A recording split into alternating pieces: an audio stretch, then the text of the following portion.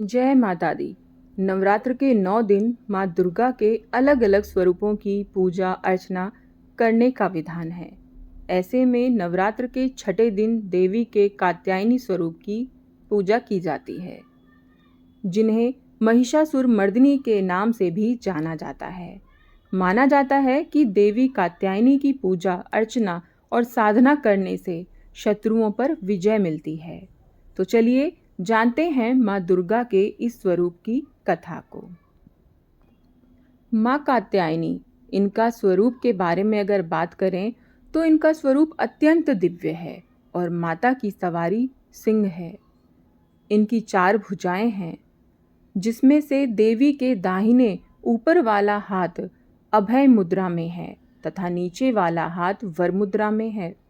वहीं माता का बाईं ओर के ऊपर वाली हाथ तलवार है उसमें, और नीचे वाले हाथ में कमल पुष्प विराजमान है।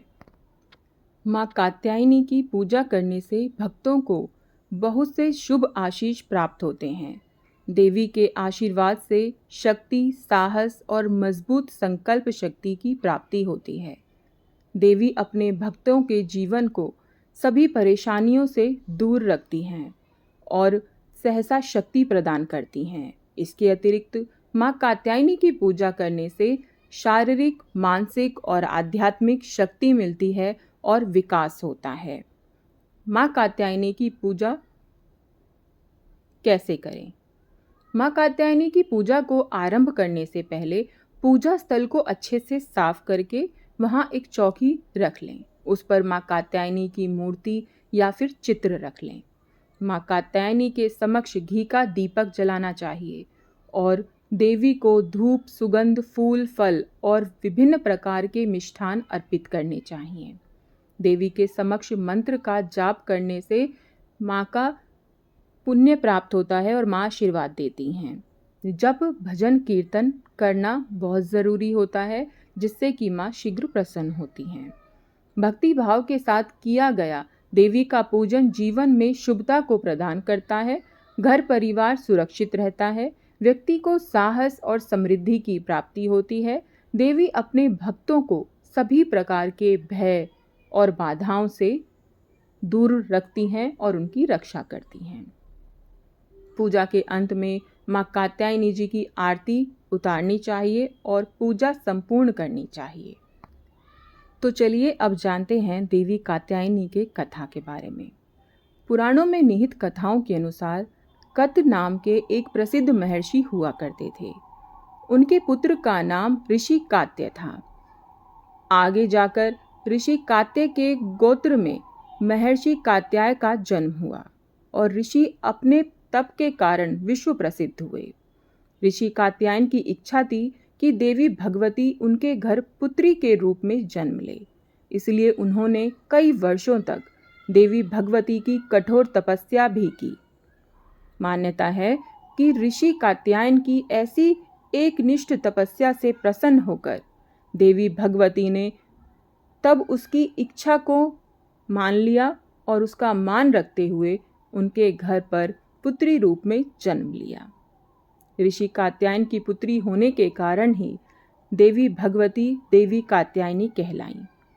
महर्षि कात्यायन ने बड़े प्रेम से देवी कात्यायन का पालन पोषण किया। कुछ समय के पश्चात पृथ्वी पर दुराचारी महिषासुर का उपद्रव शुरू हो गया और सारी सीमाएं लांघ गया। महिषासुर को ये वरदान मिला हुआ था कि कोई भी पुरुष कभी उसे पराजित या उसका अंत नहीं कर पाएगा। इसीलिए उसे किसी का डर नहीं था और देखते ही देखते उसने देवलोक पर भी अपना कब्जा कर लिया। तब भगवान विष्णु, प्रजापति ब्रह्मा और देवादिदेव महादेव ने उसका विनाश करने के लिए अपने अपने तेज से मिलकर एक देवी का उत्पन्न किया। मान्यता है कि महर्षि कात्यायन ने ही इस देवी के सर्वप्रथम विधिवत पूजा की थी। इसलिए देवी को कात्यायनी के नाम से जाना जाता है। वहीं देवी कात्यायनी से जुड़ी एक अन्य पौराणिक कथा के अनुसार देवी की उत्पत्ति महर्षि कात्यायन के यहाँ आश्विन महीने की कृष्ण चतुर्थी को हुई थी। इसके बाद महर्षि ने शुक्ल सप्तमी, अष्टमी और नवमी तक देवी की अपने आश्रम में विधिवत पूजा अर्चना की और दशमी को देवी के इस स्वरूप ने महिषासुर का वध कर दिया। यही कारण है कि देवी के इस स्वरूप को देवी कात्यायनी के नाम से जाना जाता है। महिषासुर का अंत करने के कारण देवी को महिषासुर मर्दिनी के नाम से भी जाना जाता है। इसके अलावा देवी कात्यायनी से जुड़ी एक और मान्यता भी है। देवी दुर्गा का यह स्वरूप अमोघ फलदायी है। ब्रज की गोपियों ने करुणावतार श्री कृष्ण को अपने पति के रूप में पाने के लिए कालिंदी यमुना के किनारे देवी कात्यायनी की ही आराधना की थी। इसी कारण वर्तमान में भी देवी कात्यायनी समस्त ब्रजमंडल की अधिष्ठात्री देवी के रूप में प्रतिष्ठित हैं। स्कंद पुराण में भी देवी कात्यायनी के बारे में ये उल्लेख मिलता है। उनकी उत्पत्ति महेश्वर के सांसारिक क्रोध से हुई थी। नवरात्रि के छठे दिन देवी दुर्गा के इस स्वरूप की पूजा काफी महत्व रखती है। ऐसी मान्यता है कि देवी कात्यायनी की पूजा में लाल और सफेद रंग के कपड़े पहनना बहुत शुभ माना जाता है। मान्यता तो ये भी है कि माँ कात्यायनी के चरणों में अपना सब कुछ समर्पित करते हुए उनकी आराधना करने वाले भक्तों को उनके दर्शन प्राप्त हो जाते हैं। देवी के उस स्वरूप के पूजन से भक्तों में एक अद्भुत शक्ति का संचार होता है। देवी कात्यायनी का ध्यान गोधूली बेला में किया जाता है। ऐसी मान्यता है कि देवी कात्यायनी को शहद अत्यंत प्रिय है, इसलिए नवरात्रि के छठे दिन देवी कात्यायनी की पूजा शहद या शहद से बनी चीज़ों का भोग लगाकर की जाती है। देवी कात्यायनी के विविध पूजन के पश्चात महादेव की भी पूजा करने की मान्यता है।